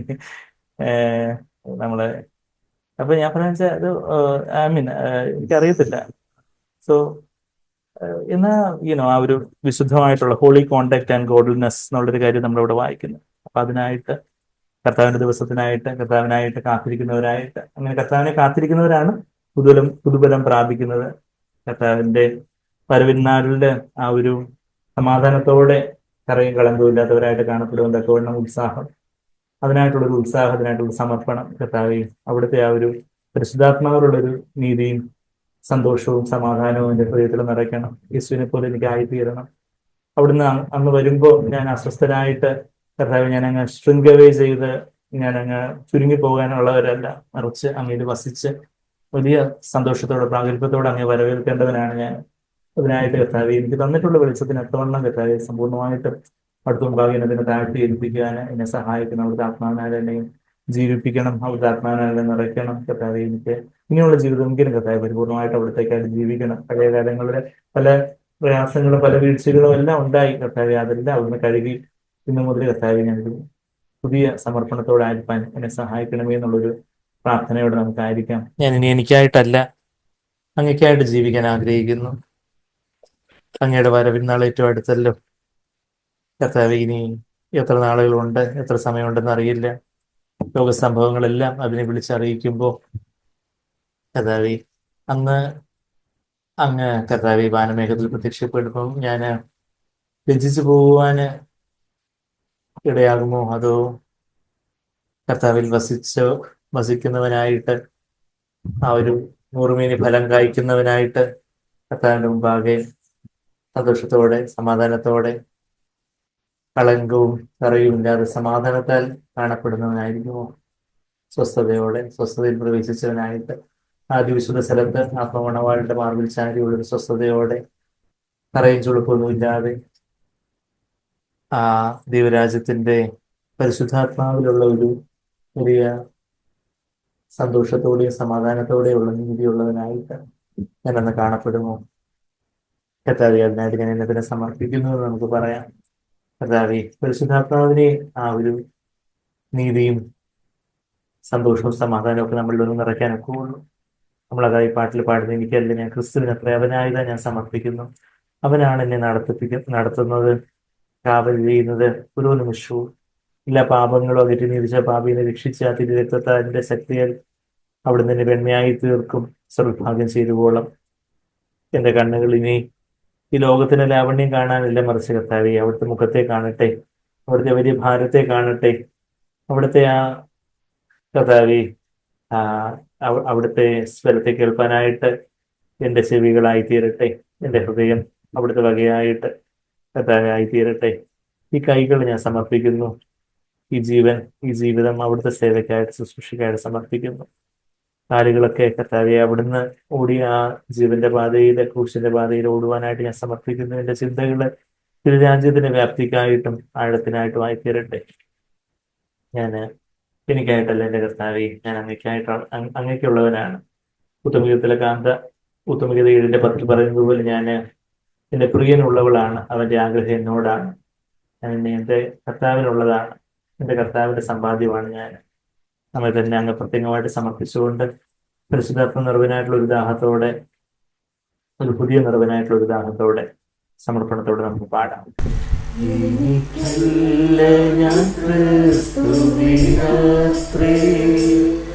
അവനായി സമർപ്പിക്കുന്നേ, അവൻ നടത്തിപ്പും കാവൽ കൊണ്ടു നിമിഷവും നടത്തും നിന്നെ വഴിയേ. അവൻ നടത്തിപ്പും കാവൽ കൊണ്ടൊരു നിമിഷവും നടത്തും നിന്നെ വഴിയേ. എല്ലാ പാപങ്ങളും അകറ്റി നിജ പാപിയെ നീ രക്ഷിച്ച പാപങ്ങളും അകറ്റി നിജ പാപിയെ നീ രക്ഷിച്ച തിരുരക്തത്തിൻ ശക്തിയ തീർത്തിടും വെണ്മയ സ്വർഭാഗ്യം ചേരുവോളം. തിരുരക്തത്തിൻ ശക്തിയ തീർത്തിടും വെണ്മയ സ്വർഭാഗ്യം ചേരുവോളം. എനിക്കല്ല ഞാൻ ക്രിസ്തുവിനത്രേ അവനായി സമർപ്പിക്കുന്നേ.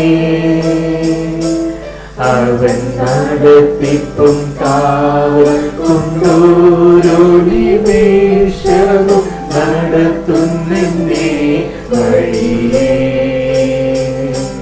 അവൻ നടത്തിപ്പും കാവൽ കൊണ്ടോരോ നിമിഷവും നടത്തുന്നെന്നെ വഴിയേ.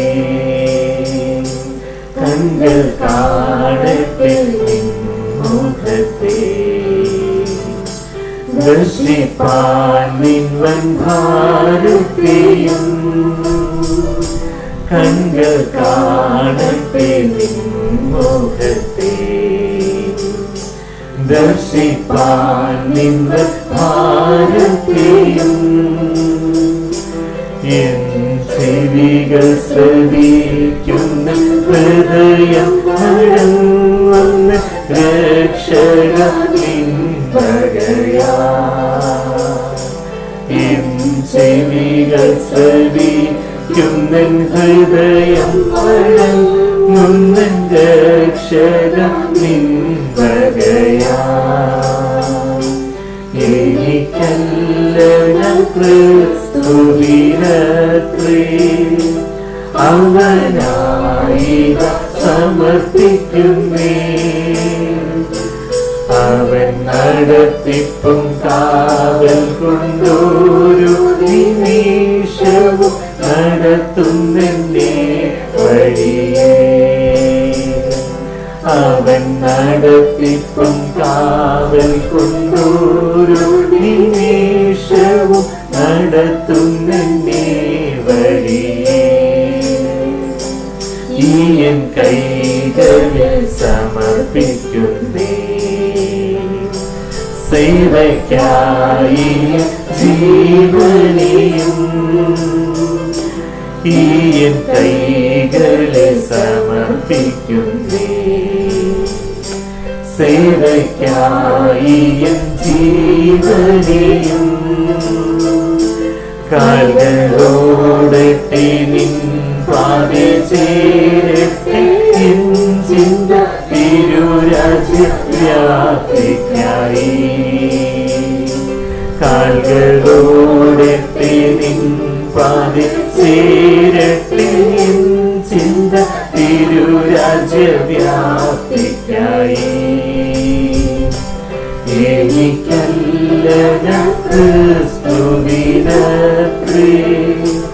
അവനായി സമർപ്പിക്കുന്നേ. അവൻ നടത്തിപ്പും കാവൽ കൊണ്ടോരോ നിമിഷവും നടത്തുന്നെന്നെ വഴിയേ. അവൻ നടത്തിപ്പും കാവൽ കൊണ്ടോരോ നിമിഷവും നടത്തുന്നെന്നെ വഴിയേ. അതെ കർത്താവ് ഓരോ നിമിഷവും എന്നെ നടത്തുവാനായിട്ട് അവിടുന്ന് മതിയായവനാണ് എന്ന് ഏൽപ്പിച്ചു കൊടുക്കാനായിട്ട് ഞാൻ എത്രമാത്രം സമർപ്പിച്ചിട്ടുണ്ട്. കർത്താവ് നമുക്ക് നടക്കേണ്ടതായിട്ടുള്ള ഒരു വഴി, ആ ഓട്ടം അവിടുന്ന് ഒരുക്കിയിരിക്കുന്നു. ആ ഓട്ടത്തിന്റെ പാത Yes. The race that is already set before us. നമുക്ക് മുമ്പായിട്ടുള്ള ഒരു ഓട്ടം. ഇനി കർത്താവിന്റെ വരവിന്റെ മുമ്പായിട്ട് ഏതാനും നാളുകൾ, നമ്മൾ ഈ ഭൂമിയെ വിട്ടു പോകുന്നതിന് മുമ്പായിട്ട് ഉള്ള ഏതാനും നാളുകൾ കർത്താവെ, അത് അങ്ങ് എനിക്കായിട്ട് വെച്ചിരിക്കുന്ന ഒരു ഓട്ടം എന്റെ മുന്നിലുണ്ട്. കർത്താവെ, അവിടുന്ന് കർത്താവെ ഓരോ നിമിഷവും അവിടുന്ന് ഞാൻ പോകാൻ ആഗ്രഹിക്കുന്ന ജീവന്റെ പാതയിലൂടെ, ക്രൂശിന്റെ പാതയിലൂടെ, പുതുതും ജീവനുമായിട്ടുള്ള പാതയിലൂടെ, തിരശ്ശീല ചീന്തിയുള്ള ആ പാതയിലൂടെ പോകുവാൻ അവിടുന്ന് ഒരു പാത എനിക്കായിട്ട് വെച്ചിട്ടുണ്ടല്ലോ. കർത്താവെ, അതിലൂടെ പോകുവാൻ എന്നെ സഹായിക്കണമെന്ന് നമുക്ക് പ്രാർത്ഥിക്കാം. ആ പാതയിലൂടെ നാം പോകുന്നുണ്ടെങ്കിൽ മാത്രമേ അതിലൂടെ മാത്രമേ സമാധാനമുള്ളൂ. ഞാൻ സമാധാനം കൊണ്ടുവരാനുള്ള ഒരു വാട് കൊണ്ടുവരാനാണ് കർത്താവ് പറഞ്ഞു. പിന്നെ വചനമാകുന്ന വാട്, ആ വചനമാകുന്ന വാട് അത് നമ്മളുടെ സ്വയത്തിന്റെ മീതെ, നമ്മുടെ സ്വയമാകുന്ന നമ്മുടെ ജഡത്തിന്റെ മീതെ, ജഡമാകുന്ന തിരശ്ശീലയിൽ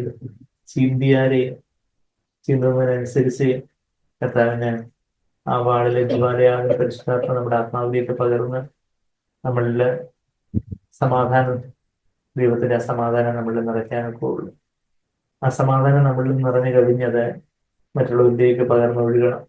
സമാധാനം ഉണ്ടാക്കുന്നവർ ഭാഗ്യവാന്മാർ, അവർ ദൈവത്തിന്റെ പുത്രന്മാരെന്ന് വിളിക്കപ്പെടും. നമ്മളെ ചിലയിടത്തൊക്കെയും സമാധാനം വിതയ്ക്കുന്നവരായിട്ട്, സമാധാനം ഉണ്ടാക്കുന്നവരായിട്ട്, മറ്റുള്ളവരോട് സമാധാനം ആചരിക്കുന്നവരായിട്ട്, ദൈവത്തിന്റെ സമാധാനം നിറഞ്ഞു കവിഞ്ഞ് എല്ലാവരോടും സമാധാനം ആചരിക്കുന്നവരായിട്ട് ആയി കാണപ്പെടുവന്നൊക്കെ വേണം. ഒരു നല്ല മനസാക്ഷിയോടെ കർത്താവിന്റെ വരവിൽ കാണപ്പെടുവന്നൊക്കെ വേണം. കർത്താവിന്റെ ആ കാഹളധ്വനി, അന്ത്യ കാഹളധ്വനി മുഴങ്ങാൻ നേരമായി. അപ്പോ ഞാൻ അന്ന് അസ്വസ്ഥനായിട്ട് കാണപ്പെടുമോ? കറയും കളങ്കവും ഇല്ലാതെ അത് സമാധാനത്തോടെ ഞാൻ കാണപ്പെടുമോ? അതിനായിട്ടുള്ള ഒരു ഉത്സാഹം, അതിനായിട്ട് ആ ഒരു ഉത്സാഹം, അതിനായിട്ടുള്ള ഒരു ആഴത്തുള്ളൊരു സമർപ്പണം, എന്തെങ്കിലും ഒരു കംപ്ലേസന്റ് ആയിട്ട് എങ്ങനെയെങ്കിലും ഒക്കെ ഇങ്ങനെ പോകുന്നവർക്ക് ഇങ്ങനെ പോകട്ടെ എന്നുള്ളതല്ല കർത്താവെ മനസ്സിലാക്കും. കർത്താവെ, ഇതിലുള്ള എന്തെങ്കിലും ചെറിയ അസ്വസ്ഥതകളുണ്ടെങ്കിൽ എന്റെ മനസാക്ഷിയിൽ സമാധാനത്തിന്റെ റഫറി വിസിൽ ഊതുമ്പോൾ കർത്താവെ, എന്തെങ്കിലും ചെറിയ കാര്യങ്ങളുണ്ടെങ്കിൽ അത് സെറ്ററൈറ്റ് ചെയ്ത് അത് കർത്താവെ നിരപ്പ് പ്രാപിച്ച് ക്ഷമയോദിച്ച് ക്ഷമിച്ച് കർത്താവെ ഒരു സമാധാനത്തോടെ മുമ്പോട്ട് പോകുവാൻ എന്നെ സഹായിക്കണം. അവിടുത്തെ സമാധാനം എന്നിട്ട് വാഴണം. കർത്താവെ, അതിവിശുദ്ധ സ്ഥലത്ത് സ്വസ്ഥതയോടെ കടലിന്റെ മീതെ നിൽക്കുന്നവരായിട്ട് കർത്താവെ, ദൈവസിംഹാസനത്തിന് മുമ്പാകെയുള്ള ഒരു സീ ഓഫ് ഗ്ലാസ്, അവിടെ അലകളും തിരമാലകളൊന്നും ഇല്ല.